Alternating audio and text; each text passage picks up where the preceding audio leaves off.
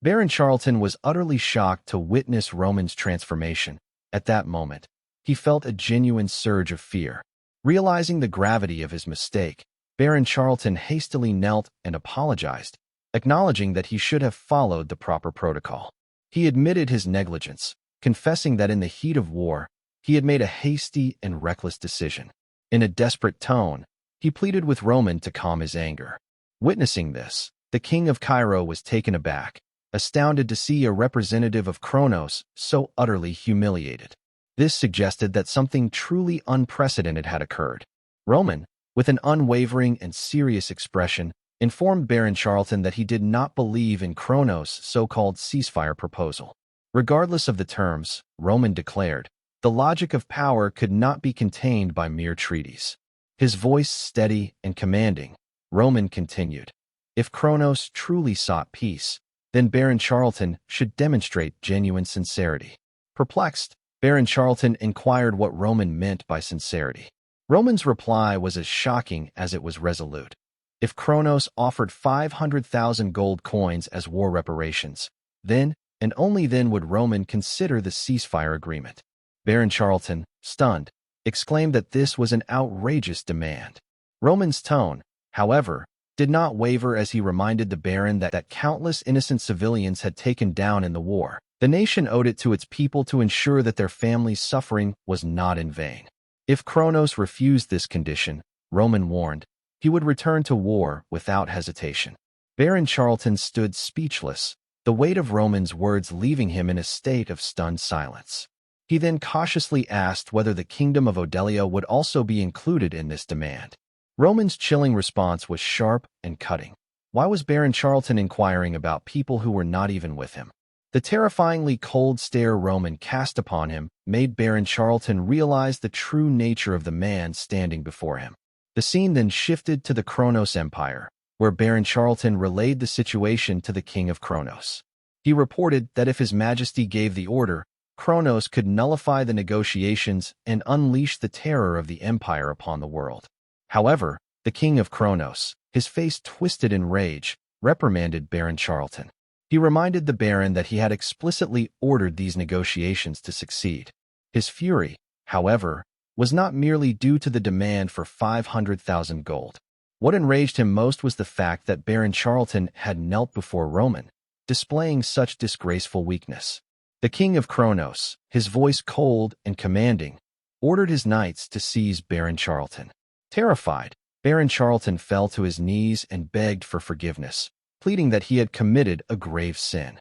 The king of Kronos, maintaining his stern expression, declared that he intended to use this ceasefire as the final step in his conquest of the continent. In the king's grand vision for the future of Kronos, even if the empire were to lose, no one would be permitted to disgrace it. Therefore, he commanded that Baron Charlton accept his fate. Stunned beyond measure, Baron Charlton protested, reminding the king that he had dedicated his entire life to serving Kronos, obeying every command. And now, to be killed over a single act of kneeling. Did that truly make any sense? But before he could utter another word, the soldiers struck him down with a single, decisive blow. The scene then transitioned to Alexander, who had now gained full control over the king of Kronos. Watching these events unfold, Alexander was filled with excitement, eager to witness the true nature of Roman. Standing atop a cliff, Alexander declared that he would show Roman why he had abandoned martial arts in favor of magic. Positioned near the capital of Odelia, Alexander invoked one of his spells, a catastrophic incantation called Meteor. Massive boulders rained down from the sky, destroying the Odelia capital in an instant. With a sinister smirk, Alexander mused about how much time Roman would need to achieve such devastation. Meanwhile, news of the Kronos Empire's proposed ceasefire with Dimmitri reached the people, and the citizens of Dimmitri began to celebrate, unaware of the storm that was yet to come. Since it was Dimmitri that had declared war first, it seemed ironic that it was Kronos who was now offering reparations. This essentially meant that the Kronos Empire was, in effect, admitting defeat. Across the continent, joy erupted at the news, but that joy didn't even last a day. News of Odelia's destruction spread, like casting a dark shadow over the fleeting celebrations. The scene then shifted to Lucas, who hurried to the devastated Odelia capital to assess the damage. However, everything had happened so swiftly that even the kingdom's network of informants was left bewildered and unable to report back. The city had fallen in an instant.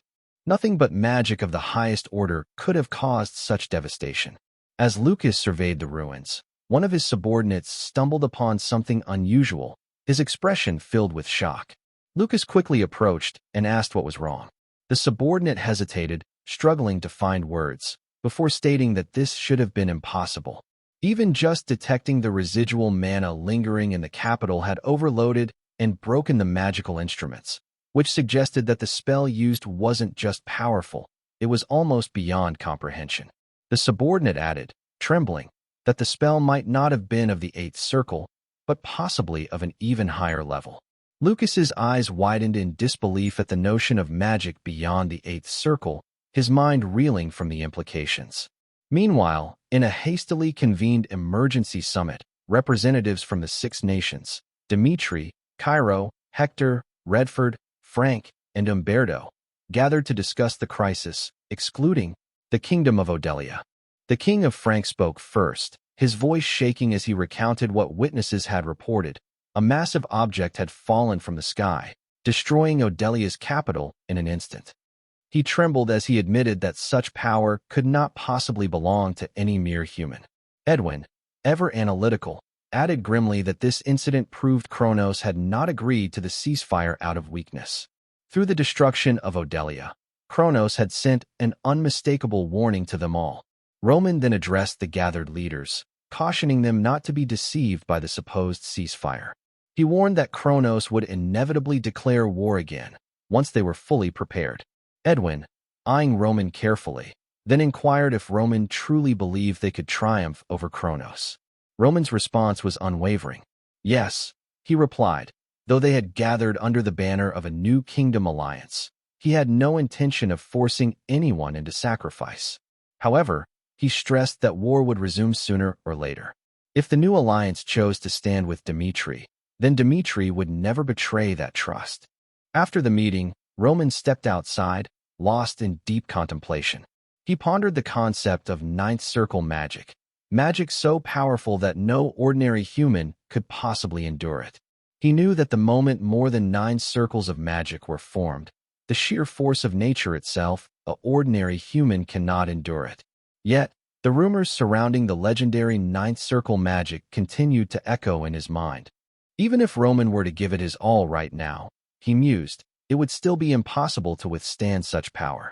As he gazed up at the vast expanse of the sky, the weight of these thoughts settled upon him. Was this the reason he had been summoned to this world?